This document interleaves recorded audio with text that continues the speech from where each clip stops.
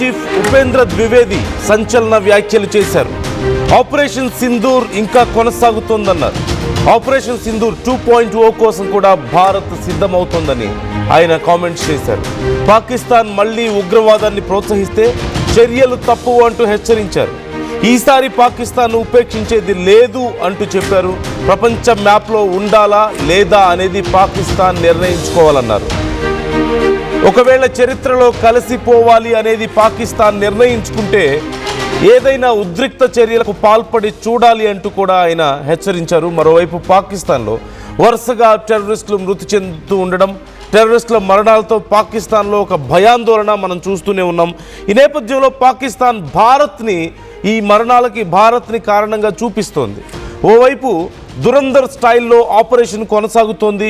అక్కడ ఉన్నటువంటి కీలకమైనటువంటి ఉగ్రవాద నాయకులు లేదంటే యాంటీ ఇండియన్ యాక్టివిస్ట్స్ ఎవరైతే ఈ టెర్రర్ గ్రూప్స్కి అనుసంధానంగా పనిచేసే లేదంటే పాకిస్తాన్ ప్రభుత్వంలో ఉండి భారత్ మీద కుట్రలు చేస్తున్నటువంటి కీలకమైన వ్యక్తులందరూ ఒకరి తర్వాత ఒకరు పిట్టల్లా రాలిపోతున్నారు, మనం చూస్తూనే ఉన్నాం. ఇప్పుడు వీటికి సంబంధించి పాకిస్తాన్ బయటికి కక్కలేక లోపలికి మింగలేక నానా కష్టాలు పడుతోంది. మరోవైపు ఈ బఫర్ జోన్ని, ఈ బఫర్ పీరియడ్ని ఇండియా చాలా ఎఫిషియెంట్గా యూజ్ చేసుకుంటున్నట్లుగా కనపడుతుంది. We are well prepared, well equipped. మనందరం చూస్తూనే ఉన్నాం. ఇరాన్ ఇజ్రాయెల్ వార్ తర్వాత పెద్ద ఎత్తున డ్రోన్స్ వినియోగం లేదంటే డ్రోన్స్ ఎఫెక్ట్ తెలిసిన తర్వాత ఇండియా చాలా పెద్ద ఎత్తున డ్రోన్స్ని పికప్ చేసుకుంటుంది, డ్రోన్స్ని రెడీ చేసుకుంటుంది. అట్ ద సేమ్ టైం వరుసగా పెద్ద ఎత్తున నేవీ, ఎయిర్ ఫోర్స్లో మరింత శక్తివంతమైనటువంటి ఆయుధాలని రెడీ చేసుకుంటున్నాం, మరిన్ని క్షిపణుల్ని రెడీ చేసుకుంటున్నాం. సో ఇండియన్ ఆర్మీ చీఫ్ చెప్తున్నది ఒకటే, కేవలం ఆర్మీ మాత్రమే కాదు, ఎయిర్ ఫోర్స్, నేవీ త్రివిధ దళాలు కూడా ఆపరేషన్ సింధూర్ 2.0కి సిద్ధంగా ఉన్నాయి. గతంలో జరిగినటువంటి ఆపరేషన్ సింధూర్ కేవలం ఒక పాస్ స్టేజ్లో మాత్రమే ఉంది, పూర్తవ్వలేదు. ఒకవేళ ఏ కొద్దిపాటి ఉద్రిక్తతలైనా చోటు చేసుకున్నాయి అంటే మాత్రం ఖచ్చితంగా దానికి తగిన మూల్యం పాకిస్తాన్ చెల్లించుకోవాల్సి వస్తుంది. నామరూపాలు లేకుండా చేయగలిగే శక్తి మాకుంది అంటూ మరొకసారి కామెంట్స్ చేశారు. ఓవైపు అక్కడ కీలకమైనటువంటి ఉగ్రవాద నాయకులు హతమవుతూ ఉండడం, మరోవైపు భారతదేశం పూర్తి స్థాయిలో వెల్ ఎక్విప్డ్ కండిషన్కి రావడం చూస్తుంటే భారత్ ఇక సంసిద్ధం అయింది. నెక్స్ట్ ఏ కొద్దిపాటి కదలికలు పాకిస్తాన్లో కనిపించిన భారత్కి వ్యతిరేకంగా ఇక భారత్ ఉపేక్షించే పరిస్థితుల్లో లేదు అన్నట్లుగా ఈ కామెంట్స్ చేయడం చూస్తుంటే ఖచ్చితంగా ఇండియా పాకిస్తాన్కి ఇక చెక్ పెట్టే స్టేజ్కి దగ్గరలో ఉంది అన్నట్లుగా కనపడుతోంది. పాకిస్తాన్ కూడా ఒక బఫర్ పీరియడ్లో కనిపిస్తోంది. ఆపరేషన్ సింధూర్ తర్వాత కొన్ని రోజుల పాటు అక్కడి ప్రజల్ని మభ్యపెట్టడానికి కొన్ని వ్యాఖ్యలు చేసినప్పటికీ కూడా, అంటే భారత్ మా మీద దాడి చేస్తే మేము ఊరుకోం, మా దగ్గర న్యూక్లియర్ వెపన్స్ ఉన్నాయని ఇలా కొన్ని రెచ్చగొట్టే వ్యాఖ్యలు చేసింది. కేవలం అక్కడ ఉన్నటువంటి ప్రజల్ని తమ నుంచి డీవియేట్ అవ్వకుండా చేయడం కోసం మాత్రమే. నిజంగా భారత్ని థ్రెట్ చేసే పరిస్థితుల్లో పాకిస్తాన్ ఉందా అంటే లేదు.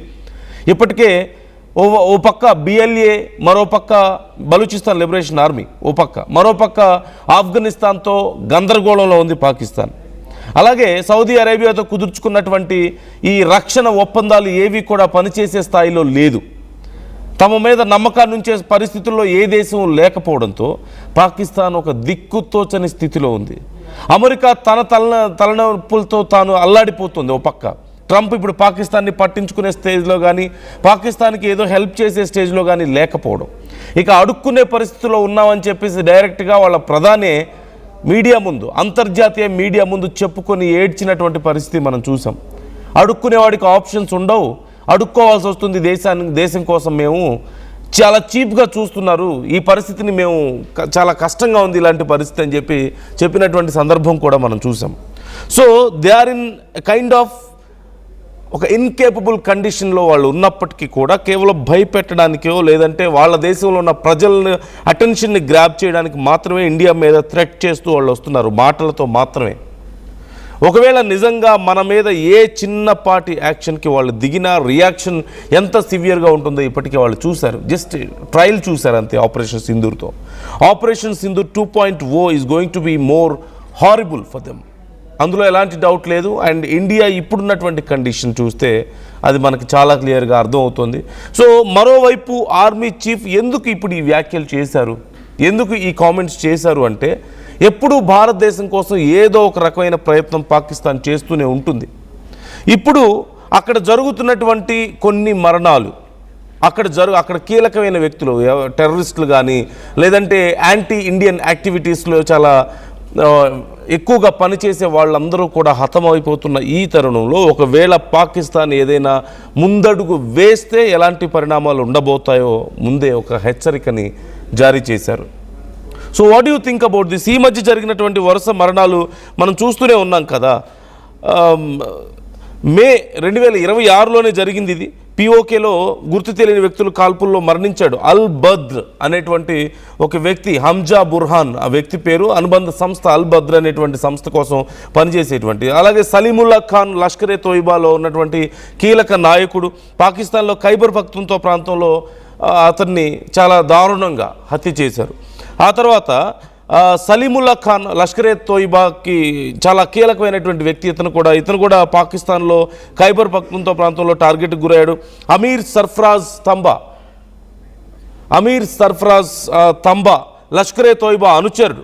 భారతీయ ఖైదీ సరబ్జీత్ సింగ్ను లాహోర్ జైల్లో హత్య చేసినటువంటి నిందితుడు, ఇతను కూడా హతమయ్యాడు. ఇలా వరుసగా మరింత మంది ఇప్పటికే ప్రాణాలు కోల్పోయారు. సో ఒకసారి అసలు మన ఆర్మీ చీఫ్ ఏమంటున్నారు, ఎలాంటి వార్నింగ్స్ ఇస్తున్నారు? Take a look. Operation Sindoor is concerned, firstly, it is still continuing. There is temporary cessation of hostilities. So the Indian Army or all the three services are preparing well for Operation Sindoor 2.0 if it takes place. Presently, we are looking at enhancing our synergy within the three services.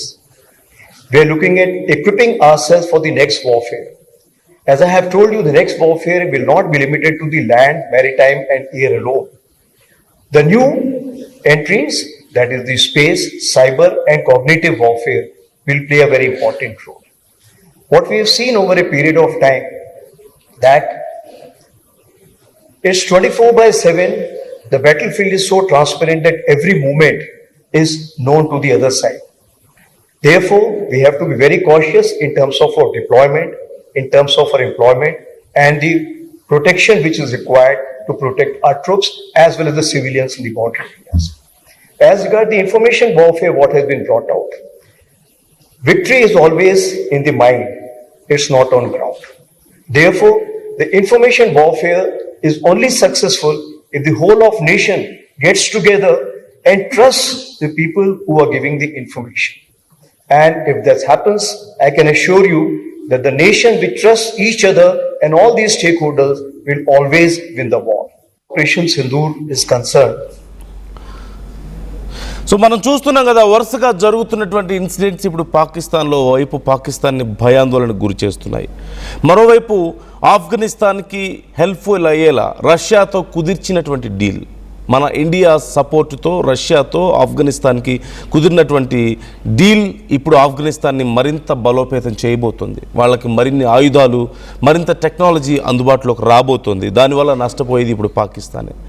మరోవైపు Pakistan liberation army కూడా భారత support కోసం ఎదురు చూస్తుంది. ఒకవేళ ఆ కొద్దిపాటి సాయాన్ని భారత్ చేస్తే పాకిస్తాన్ పని వాళ్ళు చూసుకోగలుగుతారు, భారత్కి ఎలాంటి తలనొప్పి లేకుండా. సో ఇప్పుడున్నటువంటి పరిస్థితుల్లో ఒకవేళ వాళ్ళ ప్రజల్ని ఏదైనా మభ్యపెట్టడానికి కానీ, లేదంటే ఇంతకుముందు వాళ్ళ ఆర్మీ చీఫ్ చెప్పాడు కదా మునీర్, ఒకవేళ మేమే పోయే స్టేజ్కి వస్తే సగం ప్రపంచాన్ని నాశనం చేస్తామన్నట్లుగా, లేదంటే తమకు ఏదైనా అమెరికా కానీ ఇంకేదైనా దేశాలు తమ మీద దాడి చేస్తే, తమ రేంజ్లో లేని దేశాలు డైరెక్ట్గా భారత్ మీద మేము దాడికి దిగుతాం అని చెప్పి హెచ్చరించారు కదా. అలాంటి ఏ రకమైనటువంటి చర్యలకి పాకిస్తాన్ పూనుకోకుండా, అసలు అలాంటి ఆలోచనలు కూడా లేకుండా ఇప్పటికే భారత్ ఒక వార్నింగ్ని రిలీజ్ చేసింది.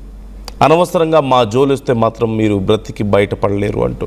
And once again I would like to read some names. ఈ మధ్య జరిగినటువంటి ఇన్సిడెంట్స్లో కీలకమైనటువంటి వ్యక్తులు ఎవరెవరైతే ప్రాణాలు కోల్పోయారో వాళ్ళ అనుబంధ సంస్థలు ఒకసారి మనం చూస్తే, హంజా బుర్హాన్ అల్ బద్ర్ అనేటువంటి ఒక సంస్థ, ఉగ్రవాద సంస్థ, అక్కడ రాడికల్ సంస్థ ఇది, పిఓకేకి సంబంధించి. అలాగే సలీముల్లా ఖాన్ లష్కరే తోయిబాకి సంబంధించిన వ్యక్తి, అమీర్ సర్ఫరాజ్ తంబా లష్కరే తోయిబా అనుచరుడు, అలాగే షాహిద్ లతీఫ్ జైషే మొహమ్మద్లో చాలా కీలకమైన వ్యక్తి, 2016 పఠాన్కోట్ ఎయిర్ బేస్ దాడికి ప్రధాన సూత్రధారి కూడా. అలాగే సియోల్కోట్లో ఒక మసీదులో ప్రార్థనలు చేస్తుండగా ఇతను కాల్పుల్లో మరణించాడు. ఆ తర్వాత ఖ్వాజా షాహిద్ లష్కరే తోయిబాలో చాలా కీలకమైన వ్యక్తి, 2018లో జమ్మూ కాశ్మీర్లో సంజువాన్ ఆర్మీ క్యాంప్ మీద జరిగినటువంటి దాడికి ప్లాన్ చేసింది కూడా ఇతనే. పిఓకేలో కిడ్నాప్ అయ్యి ఆ తర్వాత తల నరికిన స్టేజ్లో శవమై కనిపించాడు. సో చాలా బ్రూటల్గా వీళ్ళందరూ ప్రాణాలు కోల్పోతున్నారు. ఇంకా ఎంతోమంది ఉగ్రవాద నాయకుల్ని బైకుల మీద వచ్చి కాల్ చేసి వెళ్ళిపోతున్నారు, బాంబులు పెట్టి పేల్ చేస్తున్నారు పాకిస్తాన్లోనే. వాళ్ళ సెక్యూరిటీ మధ్యలోనే ఇవన్నీ జరుగుతున్నాయి. సో ఇది భారత్ చేస్తున్నటువంటి దురంధర్ స్టైల్లో భారత్ చేస్తున్నటువంటి ఒక ఆపరేషన్గా పాకిస్తాన్ భావిస్తుంది.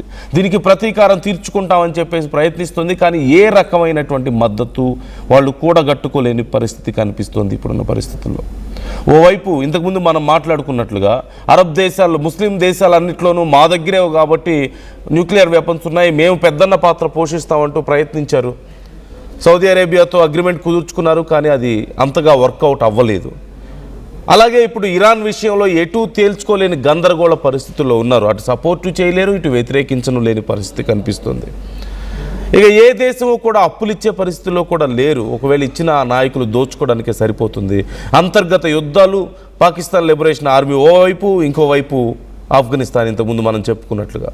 ఇంత గందరగోళ పరిస్థితుల్లో ఒకవేళ వాళ్ళ బుద్ధి ప్రకారం ఏదైనా భారతదేశం మీద దాడి చేయడానికి ప్రయత్నిస్తే, అంటే ఇక తాము ఏమీ చేయలేని పరిస్థితుల్లో తాము నాశనం అయిపోతున్నారు కాబట్టి మనల్ని కూడా ఏదైనా చేద్దామన్న ఆలోచనలో ఉన్నారో, లేకపోతే వాళ్ళ దగ్గర జరుగుతున్నటువంటి ఈ వరుస హత్యలకు ప్రతీకారం ఏమైనా తీర్చుకోవడానికి మన మీద ప్లాన్ చేస్తే ఒకవేళ ఏం జరగబోతుందో ముందే మనం హెచ్చరిస్తున్నటువంటి తీరు కనపడుతుంది. So what do you think about these warnings? మీకేమో అనిపిస్తున్నాయి ఈ వార్నింగ్స్ చూస్తుంటే? మీ అభిప్రాయాలు కూడా కామెంట్ చేసే ప్రయత్నం చేయండి. అండ్ మరొకసారి ఆ కామెంట్స్ నేను మీకు వినిపిస్తాను.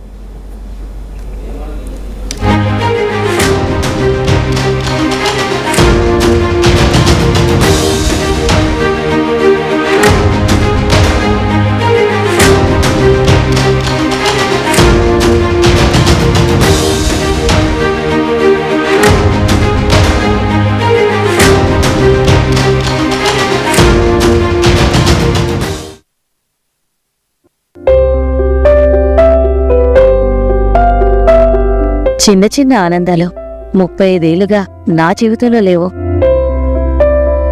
35 ఏళ్లుగా నేను డైపర్లలో బ్రతికాను. 6 సెంటీమీటర్ల ఫిస్టులా నా మూత్రాశయంలో లీకు కారణమైంది. ఎవరూ నాకు సహాయం చేయలేకపోయారు. ఏఐఎన్యూలో వైద్యులను కలిసే వరకు. అక్కడ వారు రోబోటిక్ శస్త్రచికిత్సతో నాకు పరిష్కారం ఇచ్చారు. వారు నా ఆత్మవిశ్వాసాన్ని కూడా తిరిగిచ్చారు. Precision care makes it possible. The Center for Robotic Surgery at AINU